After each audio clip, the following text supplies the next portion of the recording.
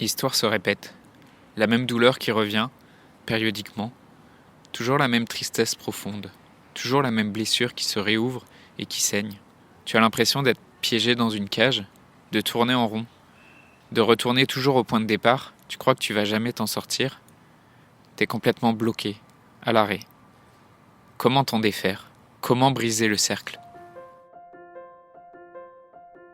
Dans un monde où la question de la mort est souvent taboue, où vivre un deuil signifie encore être jugé, provoquer de la gêne, de l'incompréhension, quand ce n'est pas de la pitié, la grande question est celle-ci.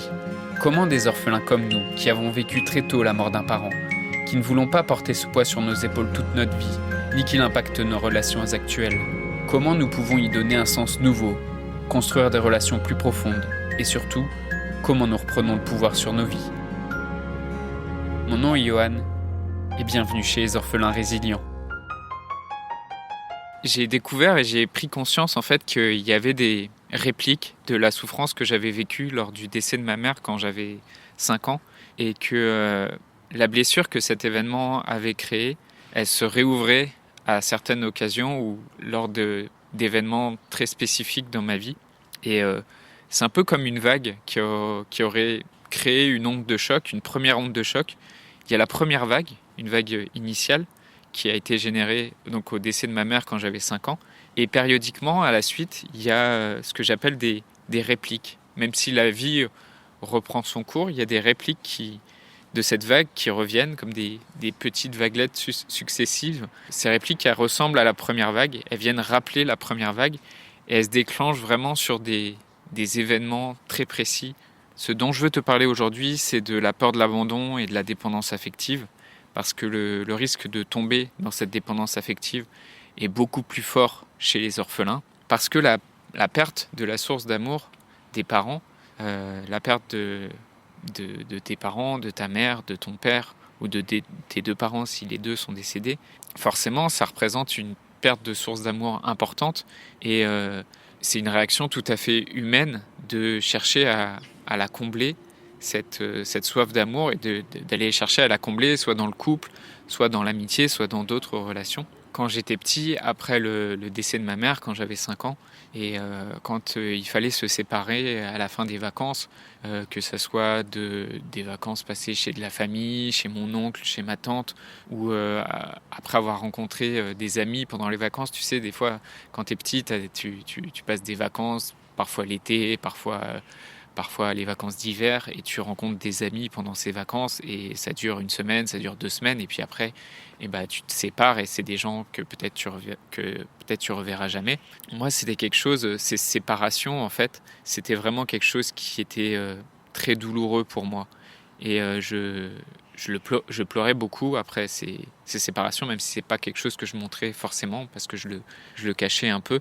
Mais ces séparations, autant dans l'amitié que dans la famille, que mes premiers amours de jeunesse aussi, elles étaient très douloureuses pour moi. Et c'est quelque chose que j'ai vécu aussi en couple, quand je me suis mis en couple, quand j'étais adolescent.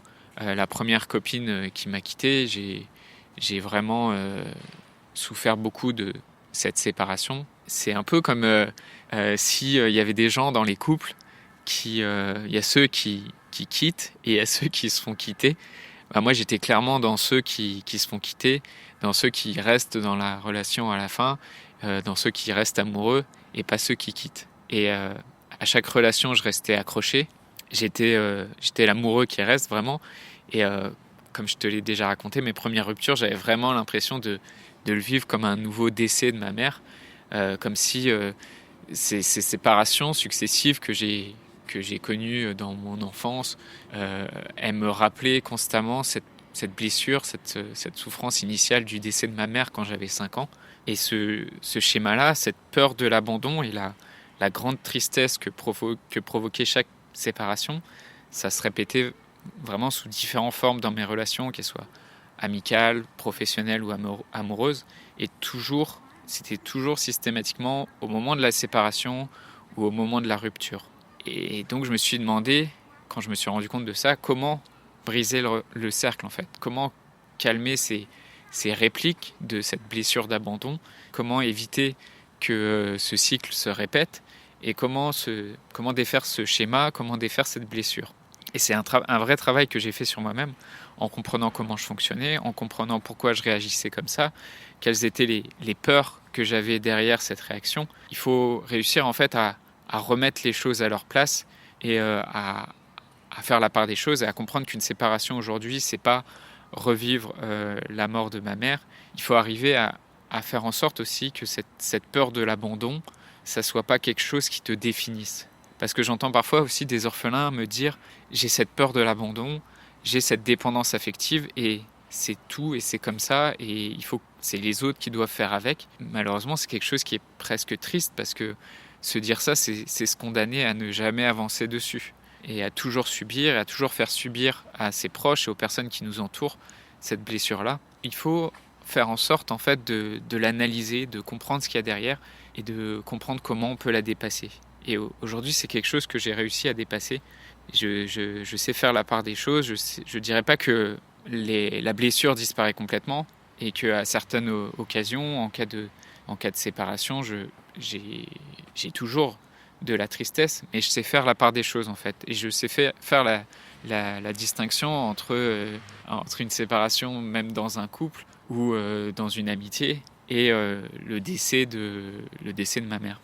Et du coup, j'accepte mieux les émotions, je sais mieux les accueillir, j'accepte de les laisser sortir aussi, et je comprends ce qui se passe pour pas retomber dans le même piège.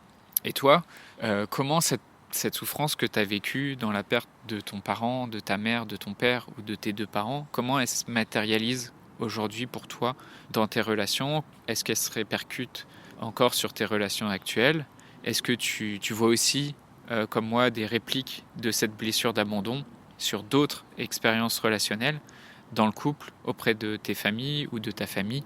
Viens en témoigner dans le groupe Facebook. Je voudrais te remercier d'avoir écouté cet épisode et j'espère sincèrement que ce que je t'ai partagé aujourd'hui t'a aidé. Si ça t'a aidé, alors assure-toi de le partager avec quelqu'un d'autre qui en a besoin. J'ai créé récemment un groupe Facebook qui rassemble des orphelins ayant pour mission de partager leur expérience et de s'entraider. Ce groupe s'appelle Orphelins Résilients et l'accès est gratuit. Tu peux retrouver tous les détails pour rejoindre le groupe dans la description du podcast. Orphelins Résilients, c'est une communauté d'orphelins entreprenants, audacieux, ayant réellement envie de faire une différence dans leurs relations auprès de leurs proches et avoir une vie de couple inspirante. Dans ce groupe, tu retrouveras des interviews d'experts et d'artistes, des questions-réponses, des lives et des méditations, et surtout un groupe d'orphelins motivés, courageux et bienveillants. Donc je t'invite à rejoindre le groupe dès maintenant, c'est l'endroit dans lequel je partage le plus de contenu en ce moment. Le podcast Orphelins Résilients, c'est 3 épisodes par semaine, lundi, mercredi et vendredi à 8h. Merci encore pour ton écoute. Je te laisse découvrir le sujet du prochain épisode. À très vite. Le prochain épisode, ça sera vraiment un message de motivation et de confiance en soi pour t'aider à avancer.